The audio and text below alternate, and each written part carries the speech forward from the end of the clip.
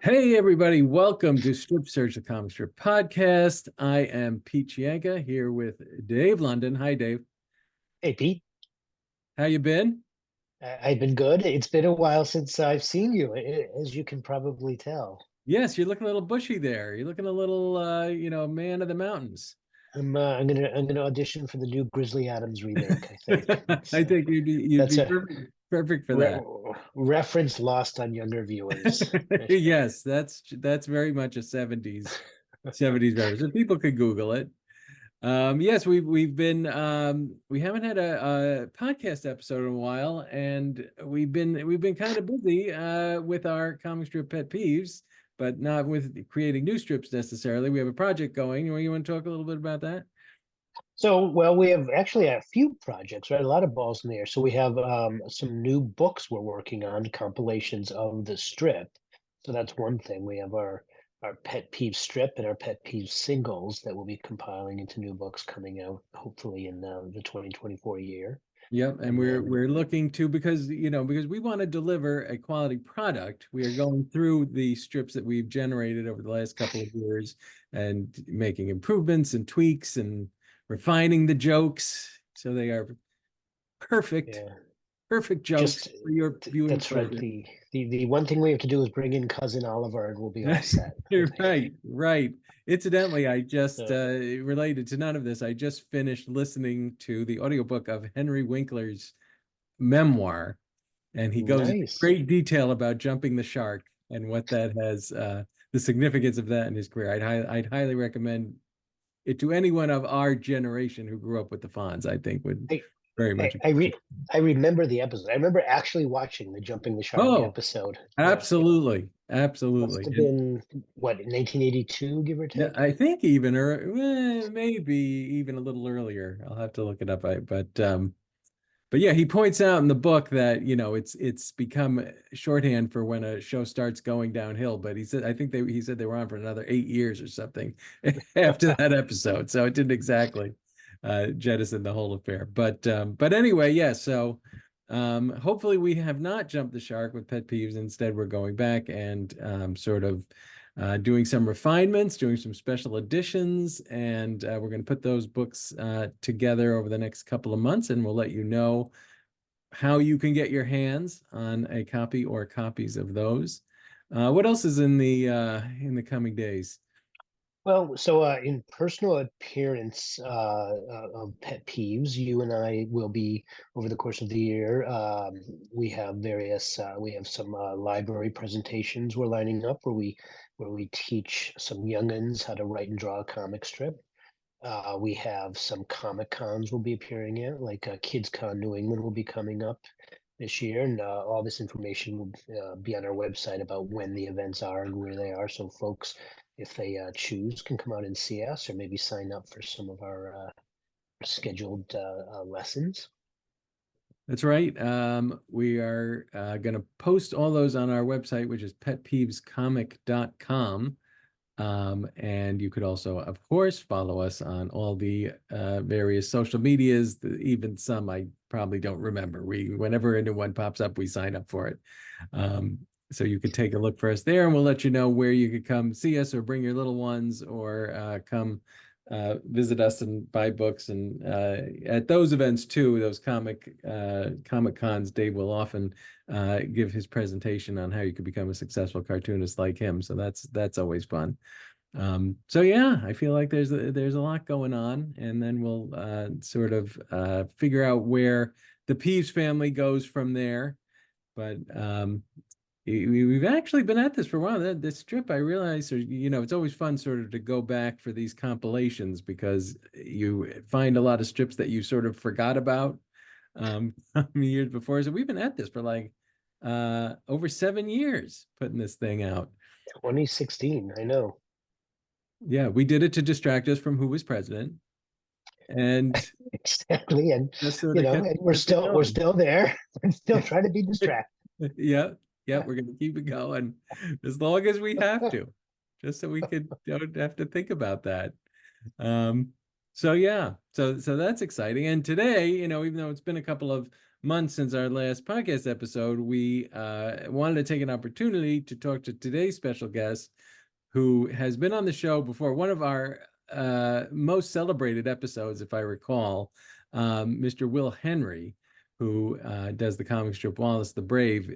He actually met us at a episode we taped in downtown Boston, right sort of in the shadow of the TD Garden down there.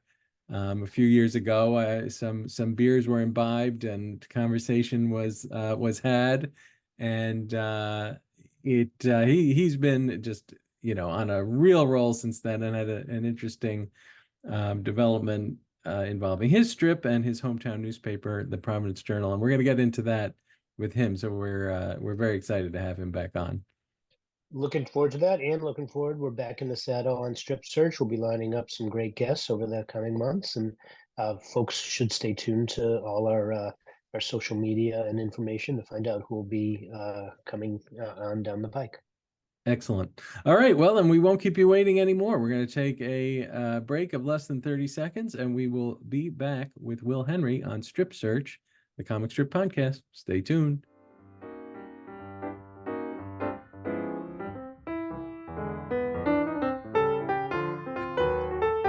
Hey, everybody. Welcome back to Strip Search, the comic strip podcast with me, Pete Chienka, and my partner, Dave London. It is our favorite time here on the show when we introduce this month's guest. Will Henry, whose given name is Will Wilson, is the creator and cartoonist behind Wallace the Brave, last year's Reuben Award winner for Best Newspaper Comic Strip, and it's not the first time. It's been collected into a series of 5 Eisner Award-winning books by Simon & Schuster, and appears in newspapers and on newspaper websites across the country, as well as on GoComics.com. Will, welcome back to Strip Search. Thanks for having me. I'm very excited to be here. So we're going to get into a particular story about Wallace the Brave, involving your hometown newspaper. But first, we just had to ask, just how's it going with the strip? We love it, and we've been big fans and promoters of it for years now. How are things going with it? Things are going great. I love doing it. I think so this April will be my 6th year of syndication, and I still have a lot of energy for it. I still have a lot of love for the characters, so I'm sort of just full steam ahead at this point. Enjoying every day I get to be a cartoonist. So, Will, you've been a prior guest on our show, and we talked the last time about your process. And at one point, you would draw at the liquor store, and has that changed at all in the 6 years since? It has. It has. I had my drawing desk at this liquor store that I owned, still do. And when the pandemic happened and people were staying inside, liquor stores were still what necessity, or we were open. So it was kind of bizarre. But we were open, and I had just had I just had a kid, had a son. So my wife was like, you might not want to draw in public if you don't have to. So I eventually took my desk home during the pandemic because I was trying to be a little more cautious with everything going on. So, what's your current setup? Just describe it for us. It is a drawing desk in my bedroom, which was also a nursery for a little bit. But it's a tiny little house, but it gets the job done. It's a little nook. I've got my scanner and my paper and my pens. You can kind of see some of the stuff back there. Just Nice. everything lined up. And I know you do online. You'll show some process videos of inking and coloring, and very you use traditional media, pen and ink, and I think you use watercolor washes. Is that still your go-to? Yeah, I try to do everything. Sort of old school, they say. But I still use the dip pen, and I still use the brushes, and the pencils and the markers and the rulers and all that. I'll watercolor from time to time. I'll probably do like 1 out of 5 watercolor, but mostly the coloring is digital, just because it reproduces better for newspapers, at least And for me. one last question before I turn over to Pete for some more, because I don't want Yeah. to take up all the time. But your writing process. since you obviously are 6 years in now, what are you doing to keep fresh and coming up with ideas, and how do you generate strip ideas? Well, I have, like most cartoonists, I feel like you have like your little black book, which is just a shotgun blast of ideas. And so I have I'll kind of flip flop back and forth between doing, longer storylines, which take a little more time. You want to make sure, I have trouble publishing something before I have an ending figured out for it. So usually if I do a longer storyline, I try to, do 18 to 24 comics all in a row and have them all lined up ready to go before I, hit the publish button. But after I do a longer one, I'll switch to like the one-offs, the one that are, just the single comic that can run and then tell a joke and not really have a storyline to it. And I find that kind of flip-flop back and forth. It's a different style of writing. It kind of changes the gears and it keeps it fresh for me and hopefully for the readers. Yeah, I feel like you've really done some great longer term stories. And I imagine, and then when they're collected into books, there's a whole bunch of books now, that must be satisfying to sort of be able to see the whole storyline play out all at once for the readers right there and in one place.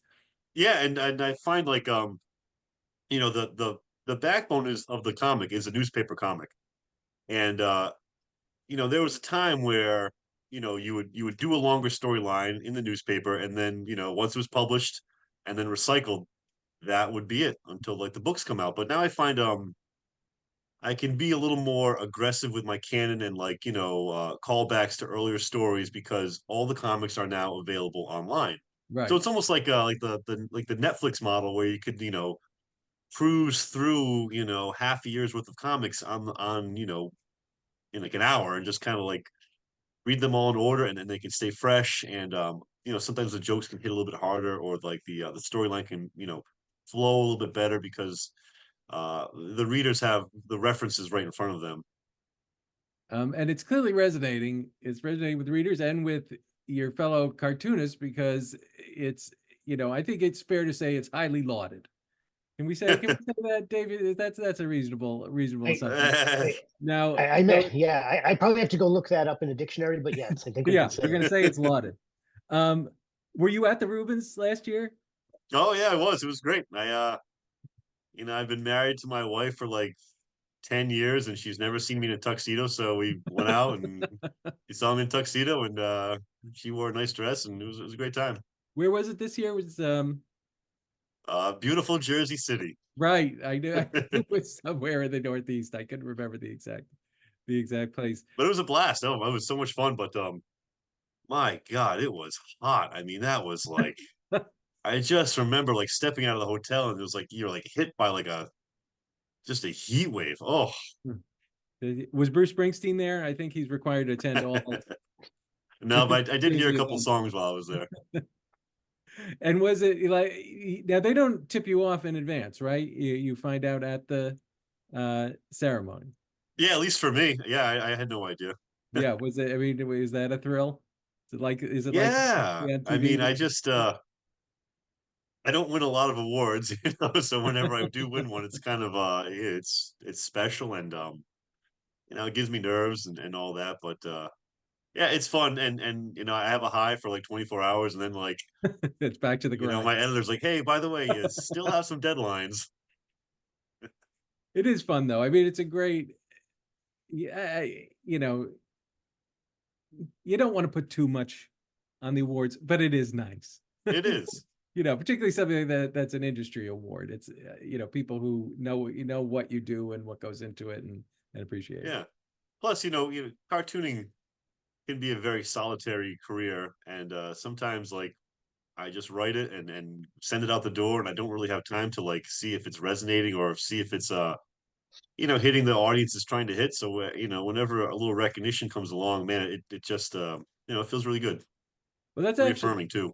that's actually an excellent transition into what I alluded to at the start of this episode with what happened with the Providence Journal. Now you're in Rhode Island. Yep. We're in Mass, so we're neighbors, and the Providence Journal is the sort of the long time big daily paper in Rhode Island. It's run into issues like many and more, shall I say, most newspapers in recent years, but it's Yep. still chugging along. And they were running Wallace the Brave in their Yep. comic section until one day they weren't. So how did you find out about that? And what went through your head?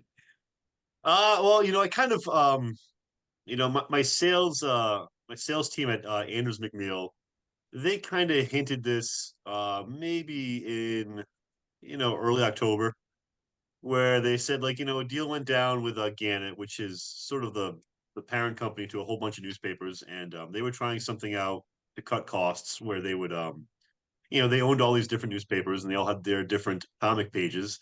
So Gannett decided, well, we're just going to print one comic page for all these newspapers, save some money. It's fine, it's sort of a bummer to the comics readers, but it's I get it. It's cost effective. And so there was kind of like a domino effect. Some papers did the clean house early, some waited a couple months. So I knew Providence Journal was under that umbrella. I just didn't know when they were going to pull the trigger and move on to their new consolidated newspaper page. And then when it did happen, I got emails upon emails upon emails, and so it wasn't a surprise. The timing was like, yeah, I knew it was inevitable, but it's still it still hurt a little bit. I mean, and it sort of flies in the face as somebody who's been, came from newspapers, has been an editor.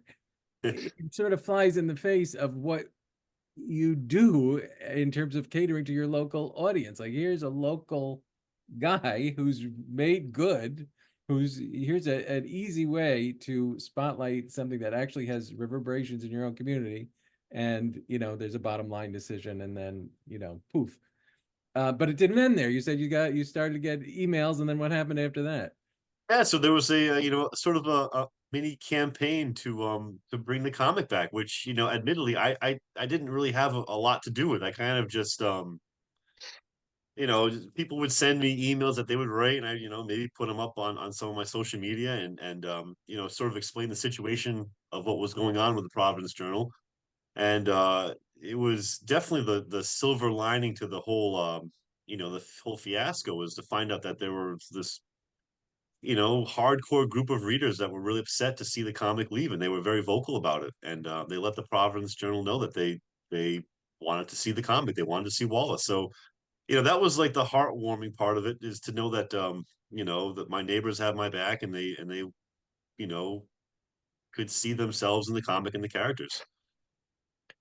And I guess that sort of answers the question I was going to ask, because you alluded to cartooning being a solitary profession, sort of the vacuum of sending the strip out but not getting the immediate Hmm. feedback. It's you're not a stand-up comedian out there with the audience right in front of you, or maybe you are, on the side. I don't know. No, no, no.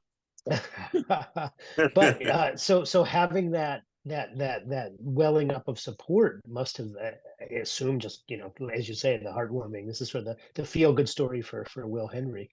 Yeah, it was awesome. And it was one of those things where I honestly didn't expect the Providence Journal to bring it back. And that isn't, a slight at the Providence Journal. I just understand how, like, these corporate entities work, and how, like, the nuts and bolts of business, it is. There's some harsh realities to that. But I have to tip my hat, because they listen to their readers, and you know, put their neck out for the local guy. So in the end, it turned out nice. But there's a time where I felt bad, because readers were reaching out to me, seeing what I could do, and I kind of was sort of out of my hands. And not only did it didn't just reappear one day, they actually took the step of writing a mea culpa and saying, hey, everybody, all you people who've been, ringing our phone off, we did bad, and it's coming back. Yeah, they like they sent they did a nice story about it, front page, which was really groovy. I walked into my local gas station, and, like, the racks of newspapers were all there with my character right in the front, and I was like, well, wait a minute, that's my guy Wallace. So But so so I met with a journalist at my liquor store, to kind of, it's a nice neutral place to talk. And so he did the story there, and then I went back to my house, and kind of celebrated, cracked a beer, like, put it on and started to get back to work. And then the journalist called me up and he goes, "Listen, I'm sending the photographer over in like half an hour. Is everything cool?" And I got two kids, and my workstation is like, a bomb went off, and I'm like, yeah, come on by. So like sweeping up and like throwing like teddy bears under the couch, trying to get the place house ready.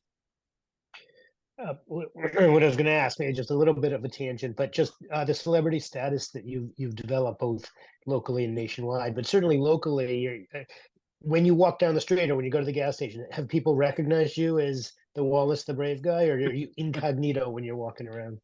Uh, Mostly incognito, but I do live, I live on Jamestown, Rhode Island, which is like it's an island of like 3,000 people, very tight knit community. I'm in the liquor store. My kids are in the school system, so everybody knows everybody, and the island residents are very they like to talk about the comic, and I love talking about the comic with them. It's a lot of fun. And one of the things I love about it is if you're from around this area, you could sort of feel the Rhode Island and New England roots, in terms of the setting and the characters. Like why is that important to you to have your local surroundings sort of reflected in the work? Well, there's the as any creator, you try to examine the things that made you who you are and like the ideas you had. And growing up in Rhode Island and by the ocean, I think had a big impact on me. And there's also just drawing different things that I see from observation kind of keeps the comic fresh, at least for me, from the creative and illustration side.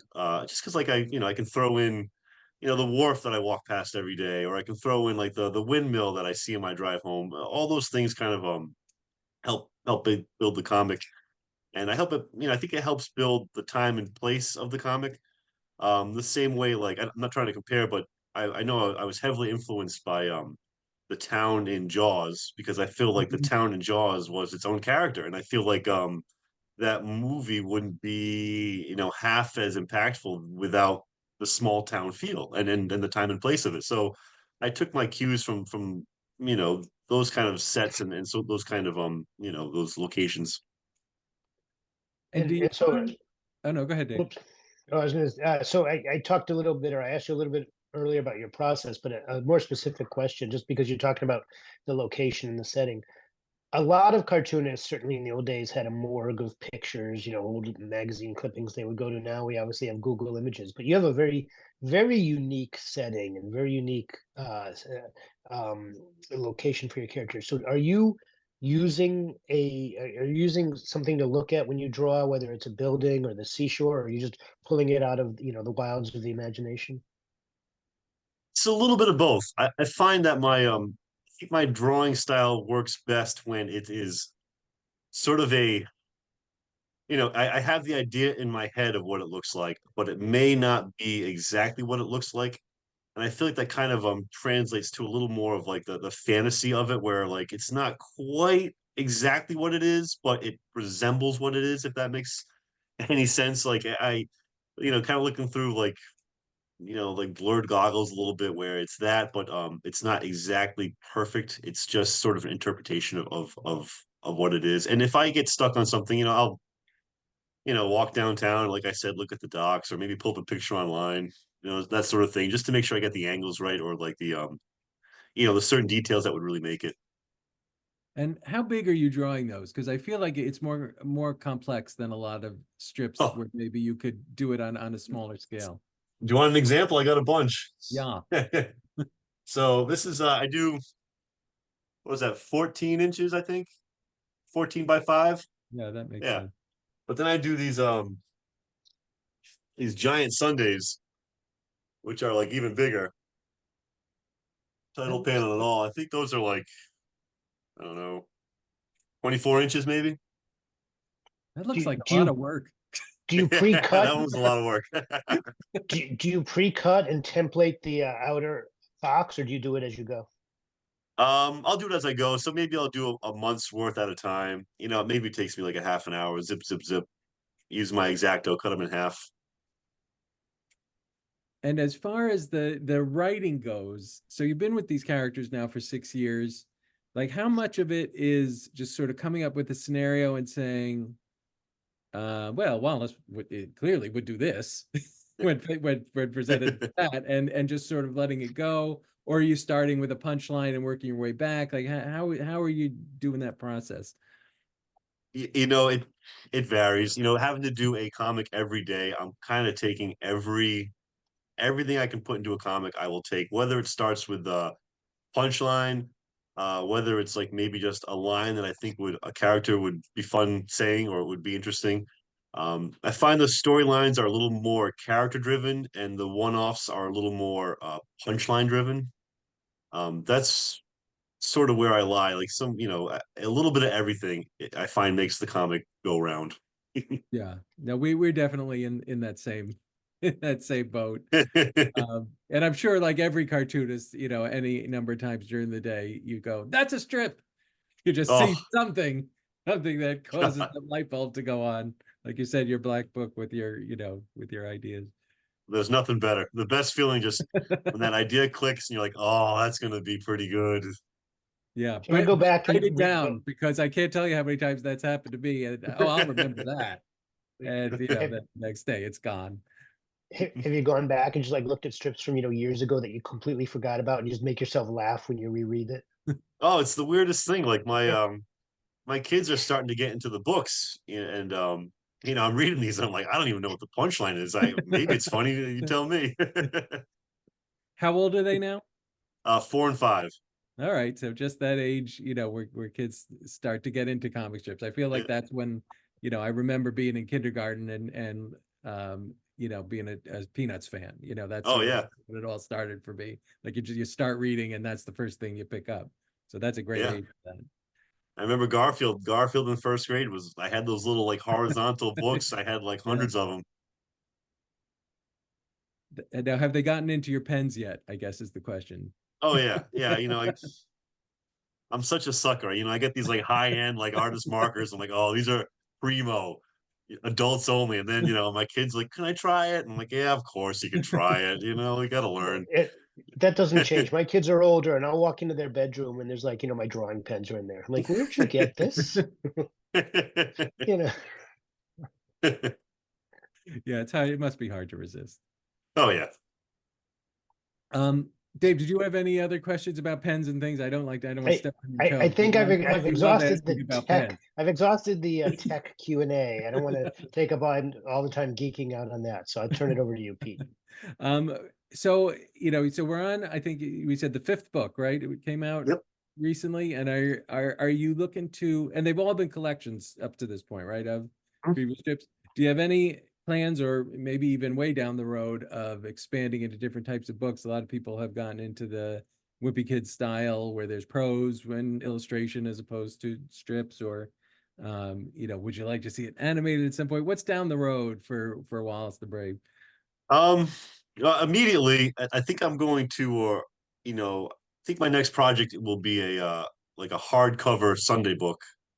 I'm Hmm. hoping Andrews McMeel will get behind that. I think they are, but I'm very excited about that because, as you guys know, I mean, you mentioned like changing changing the drawing format and the writing format and creating a new book, but there's something very tempting about making money off of stuff you've already done Yes, and putting it in a book. absolutely. Absolutely.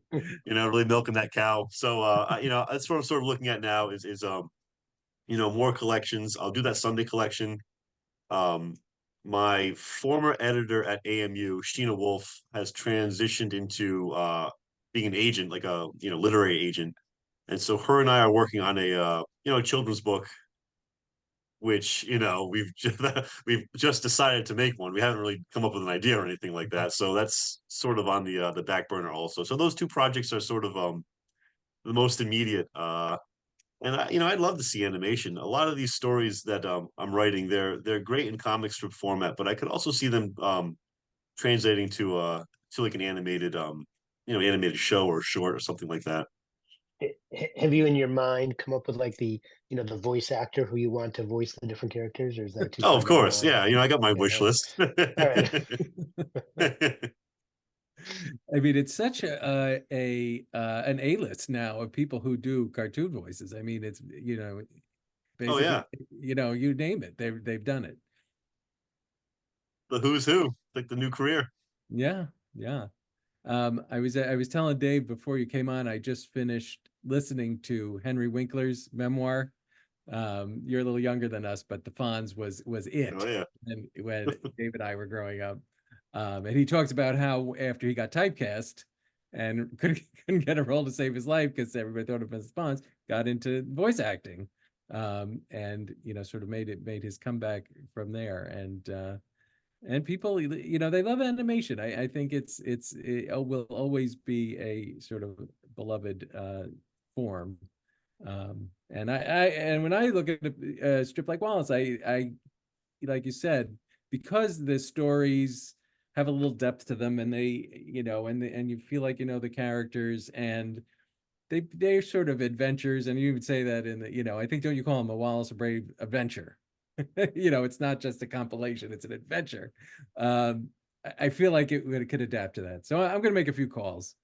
Yeah, please, would you? I'm going to work with All the right Can- people. my Hollywood contacts on that. Can we do you are you willing to give us at least one wish list, or is it too much to throw out there now? What do you mean wish list? What do you like? What's For the voice, your voice, like Wallace, who you would put to make the call to do Wallace? Oh, I don't. The kid act. I'd probably want my son to do it. He's awesome.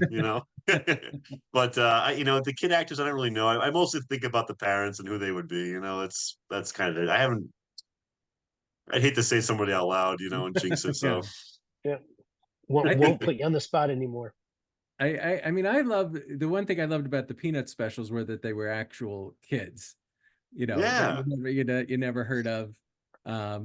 And I guess and they were really young, which is why they had to edit all of their various phrases together, which is why they had that sort of weird stilted way of talking, but it somehow added to the appeal of it. So there's something to be said for not too polished when it comes to, yeah, a little bit of charm, right? yeah, exactly. Well, believe it or not, we've gone through the entire half hour here already. But it was great catching up, and we're going to encourage everybody to, if you haven't yet, if you're among the few, check out Wallace the Brave at Go Comics. Um, Check out the books from Simon and Schuster at your local bookstore. If you're in the Providence area, you might still be able to dig up that issue with Wallace on the cover.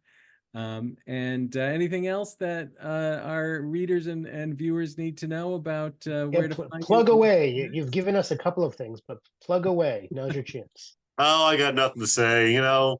Pick up a copy of the books. Kids really like them. They have a nice message, and if you're a parent, you'll probably enjoy the comics too because I think it's got a little bit of something for everybody, and they're lighthearted, they're fun. I endorse them. And do you make any personal appearances, or is that too hard to squeeze into the young dad store owner daily cartoonist schedule? I actually have an appearance coming up in February. It is February, geez. The 18th in Westerly, which will be fun. I'm going to do just a quick talk about cartooning and sign some books, but other than that, I don't have a lot planned. I'll be at my son's basketball games on Saturday morning.